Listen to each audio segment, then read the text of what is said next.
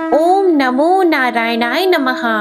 फाल्गुन मास की शुक्ल पक्ष की एकादशी को आमल की एकादशी, आंवला एकादशी या रंग भरी एकादशी कहते हैं। आमल की यानी आंवला को शास्त्रों में श्रेष्ठ स्थान प्राप्त है। विष्णु जी ने जब सृष्टि की रचना के लिए ब्रह्मा को जन्म दिया था, उसी समय उन्होंने आंवले के वृक्ष को जन्म दिया। आंवले को भगवान विष्णु ने आदि वृक्ष के रूप में प्रतिष्ठित किया है। इसके हर अंग में ईश्वर का स्थान माना गया है। आमल की एकादशी व्रत के पहले दिन व्रती को दशमी की रात्रि में एकादशी व्रत के साथ भगवान विष्णु का ध्यान करते हुए सोना चाहिए तथा आमल की एकादशी के दिन सुबह स्नान करके भगवान विष्णु की प्रतिमा के समक्ष हाथ में तिल, कुश, मुद्रा तथा जल लेकर संकल्प करें कि मैं भगवान विष्णु की प्रसन्नता एवं मोक्ष की कामना से आमल की एकादशी का व्रत रखता हूँ। मेरा यह व्रत सफलता पूर्वक पूर्ण हो, इसके लिए श्री हरि मुझे अपनी शरण में रखें। इसके बाद भगवान नारायण की षोडश उपचार पूजा करें। भगवान की पूजा के बाद पूजन सामग्री लेकर आंवले के वृक्ष की पूजा करें। सबसे पहले वृक्ष के चारों ओर की भूमि को साफ करें और उसे गाय के गोबर से पवित्र करें। पेड़ की जड़ में एक वेदी बनाकर उस पर कलश स्थापित करें। इस कलश में देवताओं, तीर्थों एवं सागर को आमंत्रित करें। कलश में सुगंधी और पंच रत्न रखें। इसके ऊपर पंच पल्लव रखें, फिर दीप जलाकर रखें। कलश पर श्रीखंड चंदन का लेप करें और उन्हें वस्त्र पहनाएं। अंत में कलश के ऊपर श्री विष्णु के छठे अवतार परशुराम जी की स्वर्ण मूर्ति स्थापित करें और विधिवत रूप से परशुराम जी की पूजा करें। रात्रि में भागवत कथा व भजन कीर्तन करते हुए प्रभु का स्मरण करें और द्वादशी के दिन सुबह ब्राह्मण को भोजन करवाकर दक्षिणा दें। साथ ही परशुराम जी की मूर्ति सहित कलश ब्राह्मण को भेंट करें। इन क्रियाओं के बाद व्रत पारण करके अन्न जल ग्रहण करें। भगवान श्री विष्णु ने कहा है, जो प्राणी स्वर्ग और मोक्ष की प्राप्ति की कामना रखते हैं, उनके लिए फाल्गुन शुक्ल पक्ष में जो पुष्य नक्षत्र में एकादशी आती है, उस एकादशी का व्रत अत्यंत श्रेष्ठ है। इस एकादशी को आमल की एकादशी के नाम से जाना जाता है। आइए अब सुनते हैं आमल की एकादशी की व्रत कथा और आरती। जगत के पालनकर्ता भगवान श्री विष्णु जी की विशेष कृपा से सृष्टि के आरंभ में ही आंवले के वृक्ष की उत्पत्ति हुई थी। श्री विष्णु जी की नाभि से ब्रह्मा जी की उत्पत्ति हुई थी। एक बार ब्रह्मा जी के मन में स्वयं के बारे में जानने की जिज्ञासा पैदा हुई कि वो कौन है, उनका जन्म कब और कैसे हुआ। इन्हीं सारे प्रश्नों का उत्तर प्राप्त करने के लिए और अपनी जिज्ञासा को शांत करने के लिए श्री ब्रह्मा जी ने पर ब्रह्मा की कठोर तपस्या प्रारंभ की। तब ब्रह्मा जी की तपस्या से प्रसन्न होकर पर ब्रह्मा श्री विष्णु जी प्रकट हुए। अपने सामने साक्षात श्री विष्णु जी को देखकर ब्रह्मा जी की आंखों से खुशी के आंसू बह निकले। ब्रह्मा जी की भक्ति भावना से भगवान श्री विष्णु बहुत प्रभावित हुए और तब ब्रह्मा जी के आंसुओं से आंवले का वृक्ष उत्पन्न हुआ।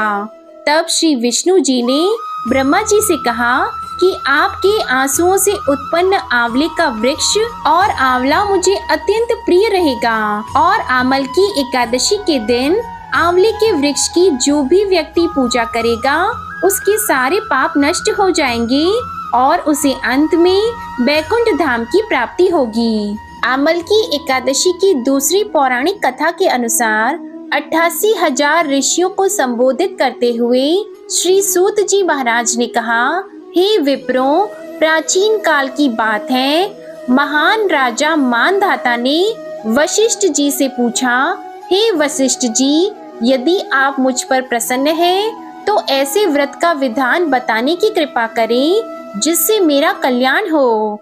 तब महर्षि वशिष्ठ जी ने कहा, हे राजन, सब व्रतों से उत्तम और अंत में मोक्ष देने वाली आमल की एकादशी का व्रत है। तब राजा मानधाता ने कहा, हे ऋषि श्रेष्ठ, इस आमल की एकादशी के व्रत की उत्पत्ति कैसे हुई?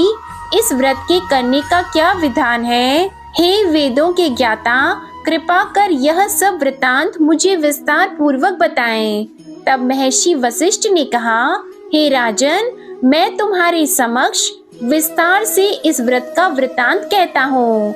यह व्रत फाल्गुन मास के शुक्ल पक्ष में होता है। इस व्रत के फल के प्रभाव से सभी पाप समूल नष्ट हो जाते हैं। इस व्रत का पुण्य 1 सहस्त्र गौदान के फल के समान होता है। आंवले की महत्वता उसके गुणों के अतिरिक्त इस बात में भी है कि इसकी उत्पत्ति भगवान विष्णु के श्री मुख से हुई है। अब मैं आपको एक पौराणिक कथा सुनाता हूँ, इसे आप ध्यान पूर्वक सुनिएगा। प्राचीन समय में वैदिक नाम का एक नगर था। उस नगर में ब्राह्मण, वैश्य, क्षत्रिय, शूद्र चारों वर्ण के मनुष्य प्रसन्नता पूर्वक निवास करते थे। नगर में सदैव वेद ध्वनि गूंजा करती थी। उस नगरी में कोई भी पापी, दुराचारी और नास्तिक नहीं था। उस नगर में चित्ररथ नामक चंद्रवंशी राजा राज्य करता था। वह उच्च कोटि का विद्वान और धार्मिक प्रवृत्ति का व्यक्ति था। उसके राज्य में कोई भी निर्धन एवं लोभी नहीं था। उस राज्य के सभी लोग भगवान विष्णु के अनन्य भक्त थे। वहाँ के छोटे बड़े सभी निवासी प्रत्येक एकादशी का उपवास करते थे। एक बार फाल्गुन मास के शुक्ल पक्ष की आमलकी नामक एकादशी आई।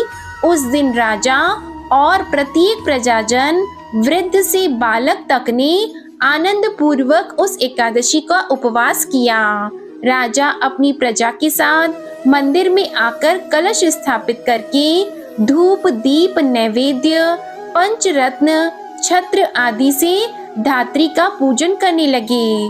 वे सभी धात्री की इस प्रकार स्तुति करने लगे, हे धात्री, आप ब्रह्म स्वरूप हैं।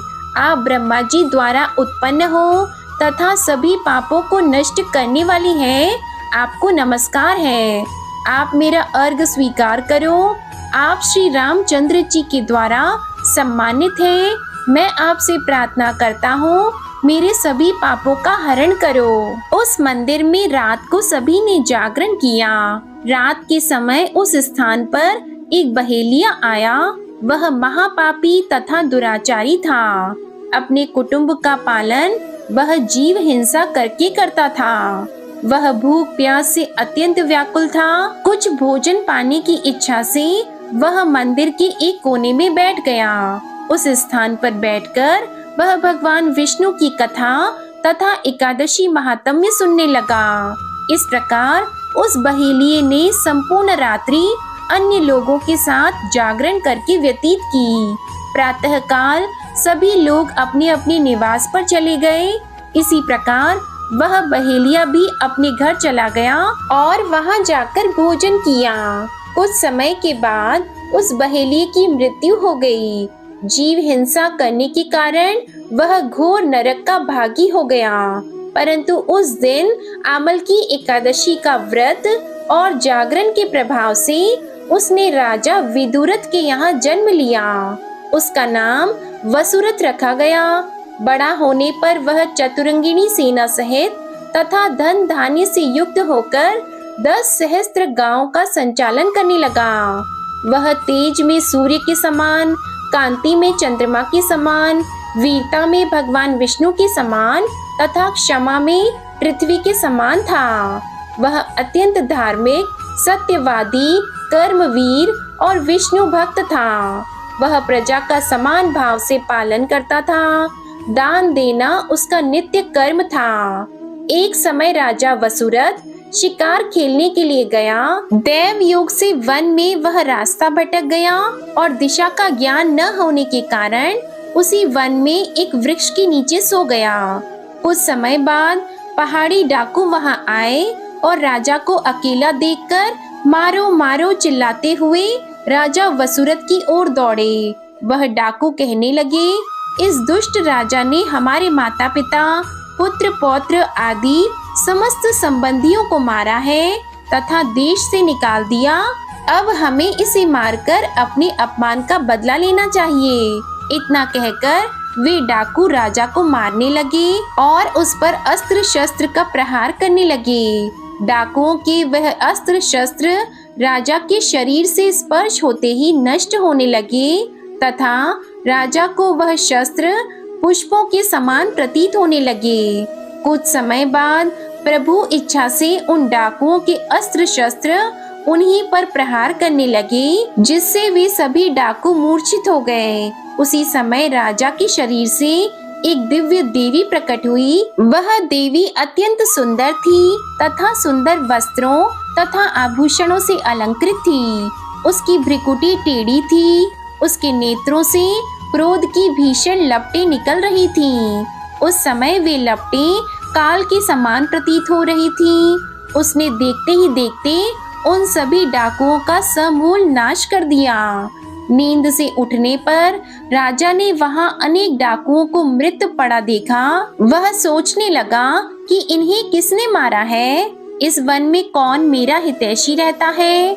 राजा वसुरथ ऐसा विचार कर ही रहा था कि उसी समय आकाशवाणी हुई, हे राजन, इस संसार में भगवान विष्णु के अलावा तेरी रक्षा कौन कर सकता है। इस आकाशवाणी को सुनकर राजा ने भगवान विष्णु को स्मरण करके उन्हें प्रणाम किया। इसके बाद अपने नगर को वापस आ गया और सुख पूर्वक राज्य करने लगा। महर्षि वशिष्ठ जी ने कहा, हे राजन, यह सब आमल की एकादशी के व्रत का प्रभाव था। जो मनुष्य एक भी आमल की एकादशी का व्रत करता है वह प्रत्येक कार्य में सफल होता है और अंत में वैकुंठ धाम को पाता है, क्योंकि भगवान श्री हरि की शक्ति हमारे सभी कष्टों को हरती है। यह मनुष्य की ही नहीं अपितु देवताओं की रक्षा में भी पूर्णतया समर्थ है। इसी शक्ति के बल से भगवान विष्णु ने मधु कैटभ नाम के राक्षसों का संहार किया था। इसी शक्ति से उत्पन्ना एकादशी के रूप में मुर नामक असुर का वध करके देवताओं के कष्ट को हरकर उन्हें भी सुखी किया था। प्रेम से बोलिए भगवान श्री लक्ष्मी नारायण जी की जय। बोलिए तुलसी महारानी और शालिग्राम भगवान की जय। आइए अब बड़े प्रेम से एकादशी माता और तुलसी माता की कथा को सुनते हैं। इन कथाओं को सुनने से ही एकादशी का व्रत पूर्ण माना जाता है। एक बूढ़ी माँ ने एक बार एकादशी का व्रत रखा। बड़ा ही भक्ति भाव से पूजा अर्चना की। उन्हें वृद्धावस्था में क्या बाधा थी, वे तो अपने पुत्र पौत्रों की सुख सुविधा के लिए व्रत रखने लगी थी। वे दिन भर तो जरा कठोर मन करके अपनी प्यास को रोके रही। दिन में पूजा पाठ किया, कथा सुनी और पंडित जी को मिट्टी के पात्र में भरकर पानी और ऋतु फल दान में दिए। दोना भर भर के बूरा शक्कर वितरण किया। उन्हें गर्मी के कारण बहुत बेचैनी हो रही थी। इस कारण से बड़ी देर तक पानी में पड़ी रहीं और पानी की कुल्ला करती रहीं। अपना मुंह धोती रहीं। तब कहीं थोड़ा बहुत धैर्य बंद पाया। धूप तो बहुत तेज पड़ रही थी, इस कारण बार बार उनका मुंह सूख रहा था। बूढ़ी माँ बहुत बेचैन हो रही थी। एक तरफ बुढ़ापा और दूसरा यह भयंकर गर्मी।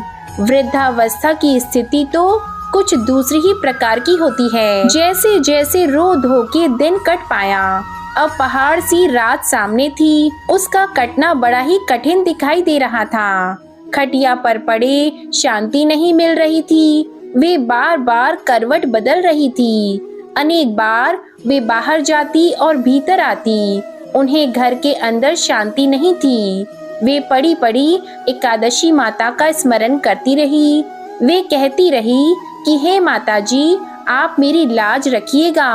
आप ही मुझे शक्ति दीजिएगा जिससे मैं भली भांति आपका व्रत कर सकूं और यह पहाड़ सी रात शांति पूर्वक व्यतीत हो सके।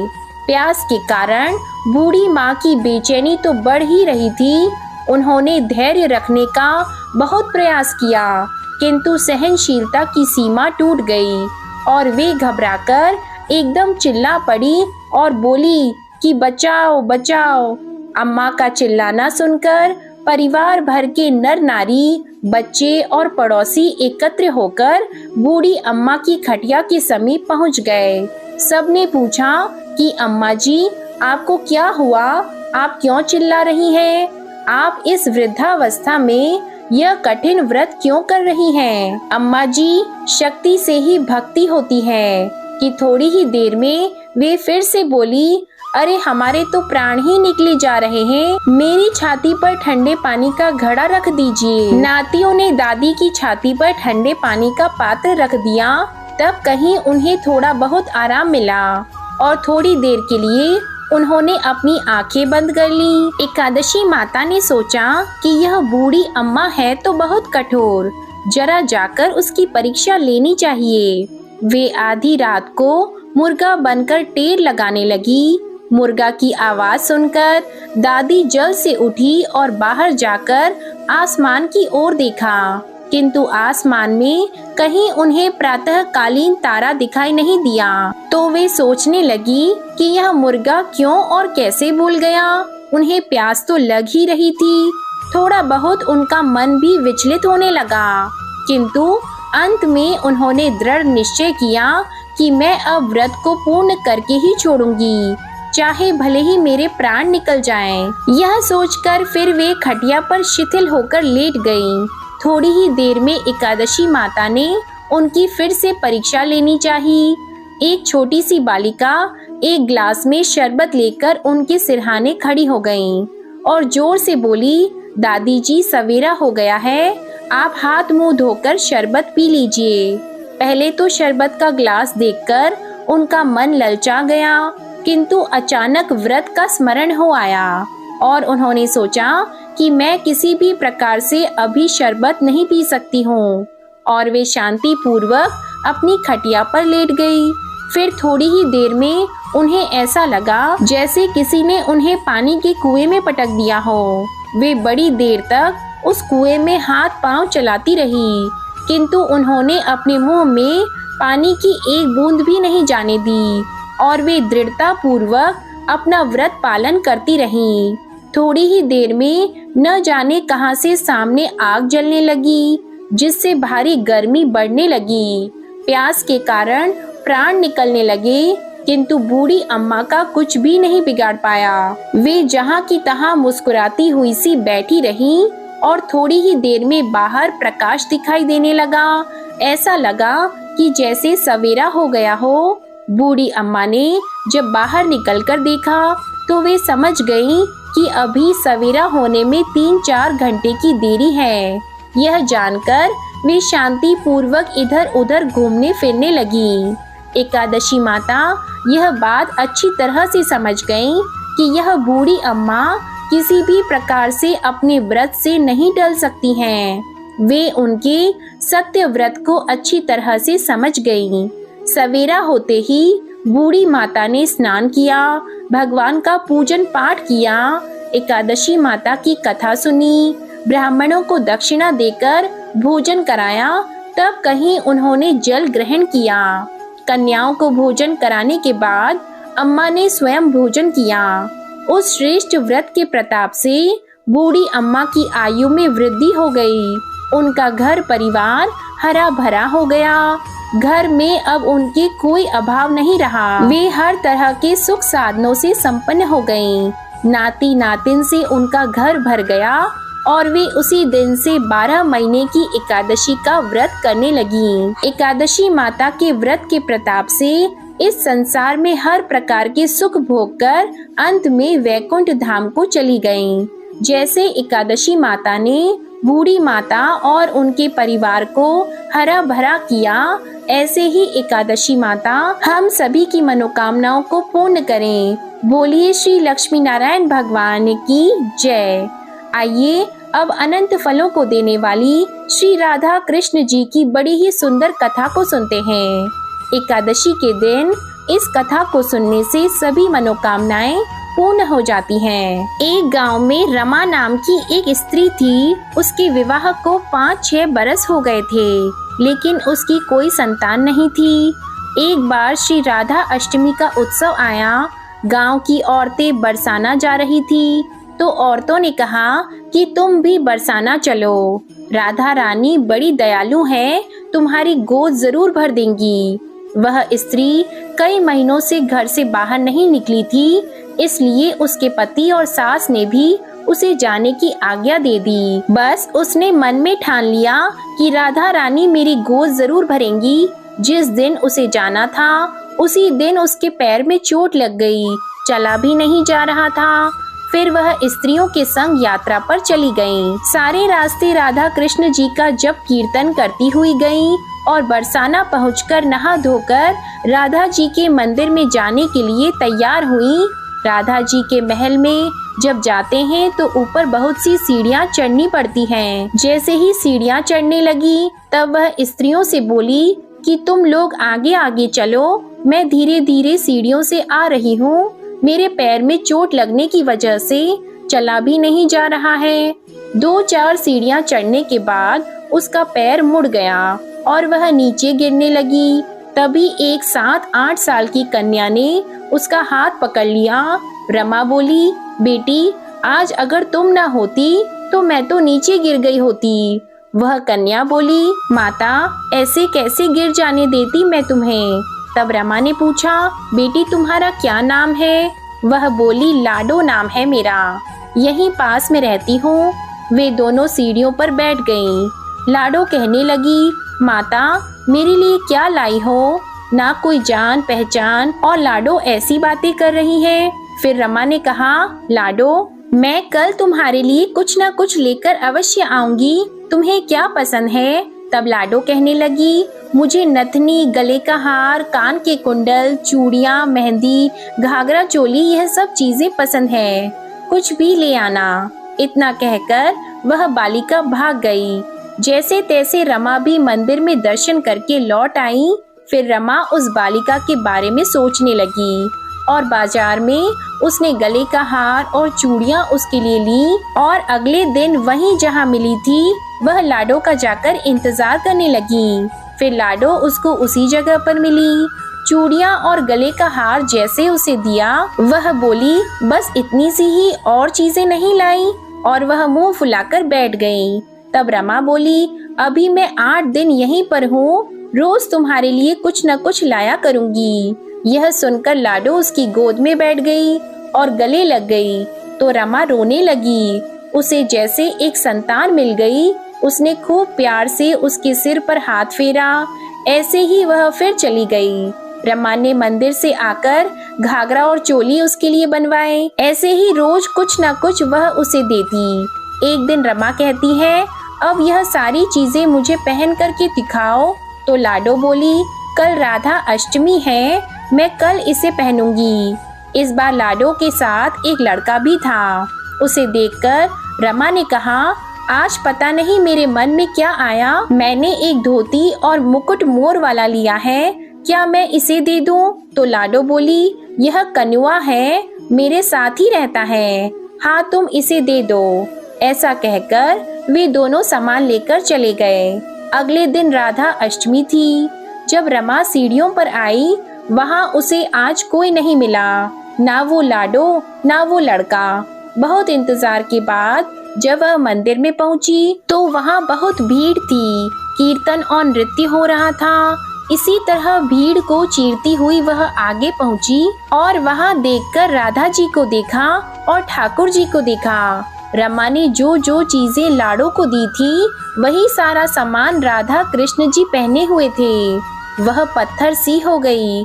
उसकी आंखों से आंसू बहने लगे।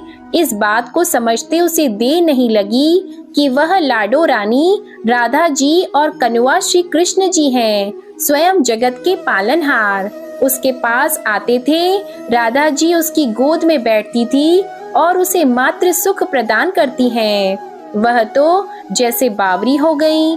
दिन रात लाडो लाडो कहती रहती, पुकारती रहती। वह स्त्रियों से बोली, तुम लोग घर जाओ, मैं नहीं आऊंगी। उसकी सास और पति भी उसे लेने आए पर वह साथ नहीं गई। अब वो प्रतिदिन सीढ़ियों पर बैठे बैठे आंसुओं से सीढ़ियां धोती, पलकों से बुहारती। ऐसा करते करते उसे 30 वर्ष हो गए। एक दिन एक बालिका उसका हाथ पकड़कर ऊपर अट्टालिका में ले गई। वहां जाकर वह बोलती है, लो आ गई, मैं ही हूँ तुम्हारी लाडो रानी।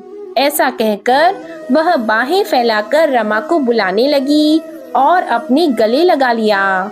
उस दिन रमा ऐसे गले लगी कि इस पार्थिव शरीर को छोड़कर सदा के लिए अपनी लाडो के पास चली गईं। बोलिए श्री राधा कृष्ण भगवान की जय। बोलिए श्री बरसाने वाले की जय। अब बड़े ही प्रेम से तुलसी माता की कथा को सुनते हैं। इन कथाओं को सुनने से ही एकादशी का व्रत पूर्ण माना जाता है। सावर्णी मुनि की पुत्री तुलसी अपूर्व सुंदरी थी। उनकी इच्छा थी कि उनका विवाह भगवान नारायण के साथ हो। इसके लिए उन्होंने नारायण पर्वत की घाटी में स्थित बद्री वन में घोर तपस्या की। दीर्घ काल तक तपस्या के उपरांत ब्रह्मा जी ने प्रसन्न होकर उन्हें दर्शन दिया और वर मांगने को कहा। तब तुलसी जी ने कहा, सृष्टिकर्ता ब्रह्मदेव, आप अंतर्यामी हैं, सबके मन की बात जानते हैं, फिर भी मैं अपनी इच्छा आपसे बताती हूँ। मैं चाहती हूँ कि भगवान श्री नारायण मुझे पति रूप में मिले। ब्रह्मा जी ने कहा, तुम्हारा अभीष्ट तुम्हें अवश्य ही मिलेगा। अपने पूर्व जन्म में किसी अपराध के कारण तुम्हें श्राप मिला है। इसी प्रकार भगवान श्री नारायण के एक पार्षद को भी दानव कुल में जन्म लेने का श्राप मिला है। दानव कुल में जन्म लेने के बाद भी उसमें नारायण का अंश विद्यमान रहेगा। इसलिए इस जन्म में पूर्व जन्म के पाप के शमन के लिए संपूर्ण नारायण तो नहीं मिलेंगे, लेकिन नारायण के अंश से युक्त दानव कुल जन्मे उस शापग्रस्त पार्षद से तुम्हारा विवाह होगा। शाप मुक्त होने पर भगवान श्री नारायण सदा सर्वदा के लिए तुम्हारे पति हो जाएंगे। तुलसी ने ब्रह्मा जी के इस वर को स्वीकार कर लिया, क्योंकि मानव कुल में जन्म के कारण उस मायावी भोग को तो भोगना ही था। तुलसी बद्री वन में ही रहने लगी। नारायण का वह पार्षद दानव कुल में जालंधर के नाम से पैदा हुआ था। कुछ दिनों बाद वह ब्राह्मण करता हुआ बद्री वन में आया। यहाँ तुलसी को देखते ही वह उस पर मंत्र मुग्ध हो गया। तुलसी के सामने उसने अपने विवाह का प्रस्ताव रखा। इतने में ही वहाँ ब्रह्मा जी आ गए और तुलसी से कहा, तुलसी, जालंधर को देखो, ऐसा देवोपम उसका स्वरूप है। दानव कुल में जन्म लेने के बाद भी लगता है जैसे इसके शरीर में नारायण का वास हो। तुम प्रस्ताव को सहर्ष स्वीकार कर लो। तुलसी को भी लगा कि उसकी तपस्या पूर्ण हो गई, उससे इच्छित फल मिला है। तब जालंधर के साथ उसका गंधर्व विवाह हो गया और वह जालंधर के साथ उसके महल में पत्नी बनकर आ गई। जालंधर ने अपनी परम सुंदरी सती साध्वी पत्नी तुलसी के साथ बहुत दिनों तक राज्य किया। उसने अपने राज्य का इतना विस्तार किया कि देवलोक तक उसके अधिकार में आ गया। स्वर्ग का सुख भोगने वाले देवताओं की दशा भिखारियों जैसी हो गई। जालंधर किसी को कष्ट नहीं देता था, पर अधिकार और राज्य छिन जाने से सारे देवता मिलकर ब्रह्मा, विष्णु और शिव जी की सभा में गए और अपनी विपत्ति उन्हें सुनाई। ब्रह्मा जी ने कहा, तुलसी परम साध्वी है, उसका विवाह जालंधर से मैंने ही कराया था। जालंधर को तब तक नहीं हराया या मारा जा सकता जब तक तुलसी को न चला जाए। विष्णु जी ने कहा, जालंधर पूर्व जन्म में मेरा पार्षद था। श्राप के कारण उसे दानव कुल में जन्म लेना पड़ा। इस जन्म में भी मेरा अंश उसमें व्याप्त है। साथ ही तुलसी के पतिव्रता धर्म से वह अजय है। फिर देवताओं की सहमति से भगवान शिव ने जालंधर के पास संदेश भेजा कि या तो वह देवताओं को राज्य लौटा दे या फिर उनसे युद्ध करे। जालंधर शंकर जी के पास पहुंचा। उसने कहा, देवादिदेव, आपके लिए देवताओं का पक्ष लेना उचित नहीं है। राज्य बढ़ाना हर राजा का कर्तव्य है। मैं किसी को दुखी नहीं कर रहा हूँ। देवताओं से कहिए कि भाई मेरी प्रजा बनकर रहे। मैंने आपका कोई भी अपमान नहीं किया है। हमारा आपका युद्ध शोभा नहीं देता है। अगर आप हार गए तो बड़ी लज्जा की बात होगी। मैं हार गया तो आपकी कीर्ति बहुत अधिक नहीं बढ़ेगी। भगवान शंकर फिर हंसने लगे वे तो सब रहस्य समझते थे। तुलसी और जालंधर के पूर्व जन्म के श्राप की अवधि लगभग अब पूरी हो चुकी थी। फिर शंकर जी बोले कि इसमें कीर्ति और लज्जा की बात नहीं है। तुम देवों को राज्य लौटाकर उन्हें उनके पद पर प्रतिष्ठित होने दो। युद्ध से बचने का यही एक उपाय है। तब जालंधर ने कहा, मैंने युद्ध के बल से देवलोक जीता है, कोई उसे युद्ध के द्वारा ही वापस ले सकता है। यह मेरा अंतिम उत्तर है। अब मैं जा रहा हूँ। ऐसा कहकर जालंधर वहां से चला गया। उसने अपनी पत्नी तुलसी को सारी बातें बताई और कहा, कर्म भोग सब काल सूत्र में बंधा है। जीवन में हर्ष, शोक, भय, सुख, दुख, मंगल, अमंगल काल के अधीन है। हम तो केवल निमित्त हैं। संभव है भगवान शिव देवों का पक्ष लेकर मुझसे युद्ध करें। तुम चिंता मत करना, तुम्हारा सती तेज मेरी रक्षा करेगा। दूसरे दिन भगवान शंकर के नेतृत्व में देवताओं ने युद्ध छेड़ दिया। जालंधर ने भीषण बाढ़ की वर्षा कर उनका वेग रोक दिया। उसके प्रहार से देवता डगमगाने लगे। उसने दानवी शक्ति का प्रयोग करके मायावी युद्ध आरंभ कर दिया। युद्ध स्थल पर वह किसी को भी दिखाई नहीं देता था, पर उसके अस्त्र शस्त्र प्रहार कर देवों को घायल कर रहे थे। देवगण अपने अस्त्र चलाए तो किस पर चलाए, क्योंकि कोई शत्रु सामने था ही नहीं। कई दिनों तक इस तरह भयंकर युद्ध चलता रहा।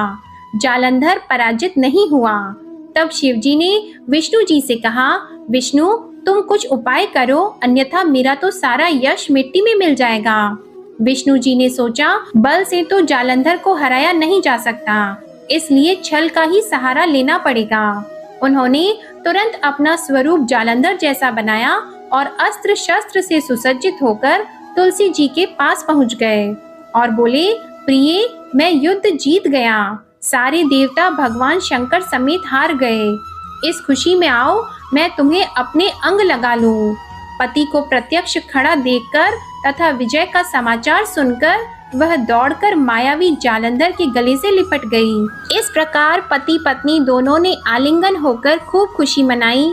पर पुरुष के साथ इस प्रकार के व्यवहार से उसका सती तेज नष्ट हो गया।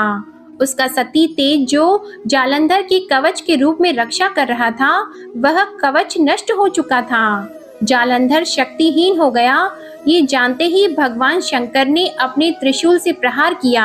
उस प्रहार के लगते ही जालंधर जलकर भस्म हो गया। जालंधर के मरने को जानकर विष्णु अपने असली रूप में आ गए। सामने अपने पति जालंधर के स्थान पर भगवान विष्णु को खड़ा देखकर तुलसी बहुत विस्मित हुई। उसको पता लग गया कि स्वयं नारायण ने उसके साथ छल किया है। क्रोध में आकर तुलसी जी ने श्राप दिया कि एक सती स्त्री का सतीत्व भंग करने के अपराध में तुम हृदयहीन पत्थर हो जाओ। विष्णु जी ने तुलसी जी के श्राप को शिरोधार्य कर कहा, देवी तुम्हारे तथा जालंधर के कल्याण के लिए मुझे ऐसा करना पड़ा। तुम दोनों को श्राप मुक्त करना था। तुम भी अब अपना शरीर त्याग कर तुलसी बिरवा के रूप में जन्म लोगी और मेरी पूजा तुलसी दल से होगी। मैं शालिग्राम पत्थर बनूंगा।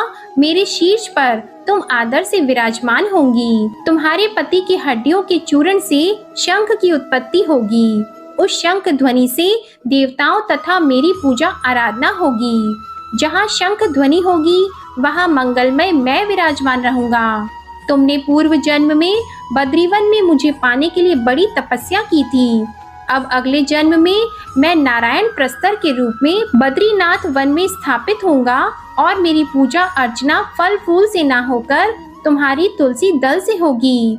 मेरे शीश पर विराजमान होकर तो मुझसे भी ऊंचा पद प्राप्त करोगी। बोलिए श्री लक्ष्मी नारायण भगवान की जय। बोलिए श्री तुलसी जी शालिग्राम जी की जय। जय जय श्री राधे कृष्णा। अब सुनिए हर व्रत के साथ सुनी जाने वाली भगवान श्री गणेश जी की कथा। पौराणिक कथा के अनुसार कुछ समय पहले की बात है। एक बुढ़िया माई थी जो हर दिन मिट्टी से बने हुए गणेश जी की पूजा करती थी। वह बुढ़िया माँ रोज गणेश जी का मंदिर बनाती और वह मंदिर रोज गल जाता। वही पास में एक धनी सेठ का मकान बन रहा था। बुढ़िया माँ एक दिन वहां जाकर काम करने वाले मिस्त्री से बोली कि आप यहाँ से मेरे लिए एक पत्थर के गणेश जी बना दोगे? तब वहाँ के मिस्त्री ने कहा कि हम तुम्हारे लिए गणेश जी नहीं बनाएंगे। जितनी देर में हम गणेश जी बनाएंगे, इतनी देर में हम अपना आधा काम पूरा कर लेंगे। तो बुढ़िया माँ ने गुस्से में आकर कहा कि राम करे तुम्हारी दीवार टेढ़ी हो जाए। उसके बाद मिस्त्री ने अपनी दीवार बनाई और वह टेढ़ी हो गई। मिस्त्री ने उस दीवार को फिर से तोड़कर दोबारा बनाई और फिर से वह दीवार टेढ़ी हो गई। मिस्त्री बार बार दीवार को बनाता और तोड़ देता। ऐसा करते करते शाम हो गई। फिर थोड़ी देर में सेठ आया और उसने कहा, आज तुम लोगों ने कुछ भी काम नहीं किया। तो फिर वह लोग सेठ से कहने लगे, एक बुढ़िया आई थी, उसने हमसे कहा कि एक पत्थर के गणेश जी बना दो, तो हमने मना कर दिया। तब उसने कहा कि तुम्हारी दीवार टेढ़ी हो जाएगी। तब से दीवार टेढ़ी ही बन रही है और हम बनाते हैं और उसे फिर तोड़ देते हैं। सेठ ने उनकी सारी बातें सुनी और मिस्त्री को बोला, अभी की अभी जाओ और बुढ़िया माँ को लेकर आओ। तब मिस्त्री बुढ़िया को लेकर आया और सेठ ने बुढ़िया से कहा कि हम तुम्हारे लिए सोने का गणेश जी बना कर देंगे, तुम हमारी दीवार सीधी करवा दो। और सेठ ने बुढ़िया को सोने से बने हुए गणेश जी की मूर्ति दी। उसके बाद सेठ की दीवार सीधी हो गई। हे गणेश जी महाराज, जैसे आपने सेठ की दीवार सीधी की, वैसे ही सबकी करना और सबकी रक्षा करना। बोलिए गणेश जी महाराज की जय। अब आप सुनिए लपसी और तपसी की कहानी। एक लपसी था, एक तपसी था। तपसी हमेशा भगवान की तपस्या में लीन रहता था। लपसी रोजाना सवा सेर की लापसी बनाकर भगवान को भोग लगाकर भोजन कर लेता था। एक दिन दोनों लड़ने लगे। तपसी बोला, मैं रोज भगवान की तपस्या करता हूँ, इसलिए मैं बड़ा हूँ। लपसी बोला, मैं रोज भगवान को सवा सेर लापसी का भोग लगाता हूँ, इसलिए मैं बड़ा हूँ। नारद जी वहाँ से गुजर रहे थे। उन्होंने दोनों को लड़ता हुआ देखकर उनसे पूछा कि तुम लड़ क्यों रहे हो? तपसी ने खुद को बड़ा होने का कारण बताया और लपसी ने अपना कारण बताया। नारद जी बोले, तुम्हारा फैसला मैं करता हूँ। दूसरे दिन लपसी और तपसी नहाकर अपनी रोज की भक्ति करने आए तो नारद जी ने छुपकर 1.25 करोड़ की एक अंगूठी उन दोनों के आगे रख दी।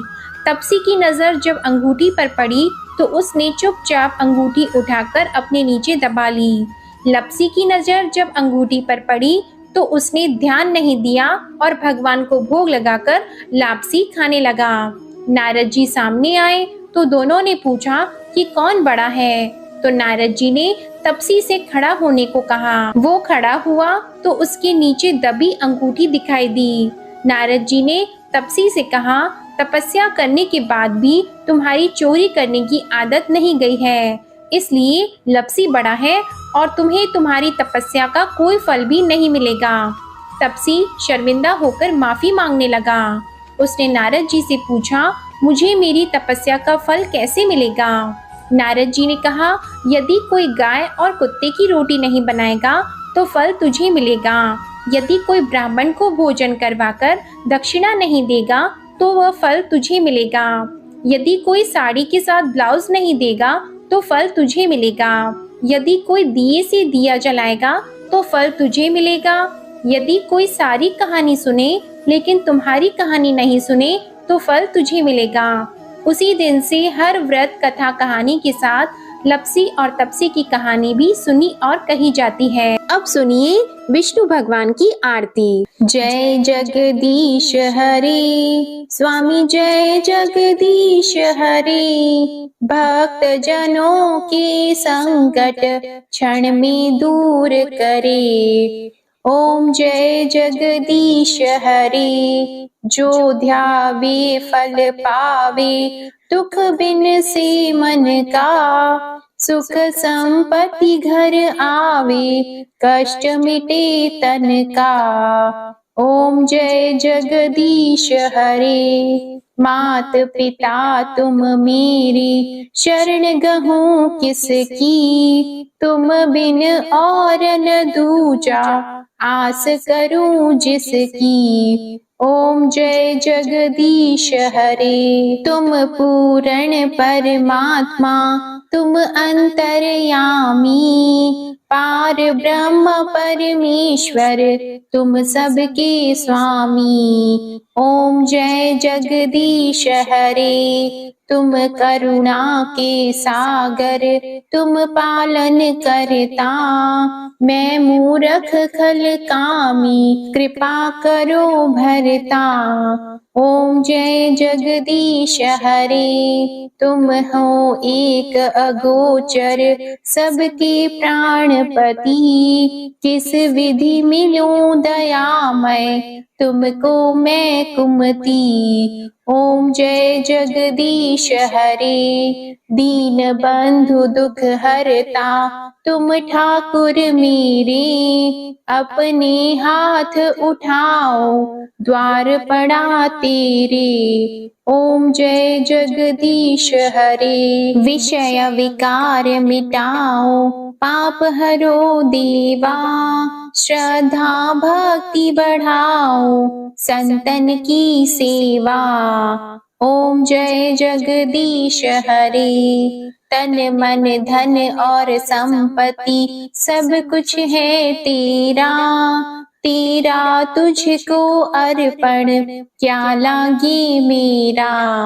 ओम जय जगदीश हरे श्री जगदीश स्वामी जी की आरती जो कोई नर गावे। कहत शिवानंद स्वामी कहत शिवानंद स्वामी मन वांछित फल पावे। ओम जय जगदीश हरे जय जगदीश हरे स्वामी जय जगदीश हरे। भक्त जनों के संकट क्षण में दूर करे। ओम जय जगदीश हरे ओम जय जगदीश हरे ओम जय जगदीश हरे। प्रेम से बोलिए भगवान श्री लक्ष्मी नारायण जी की जय। प्रेम से बोलिए राधे कृष्ण भगवान की जय। प्रेम से बोलिए तुलसी माता और शालिग्राम भगवान की जय।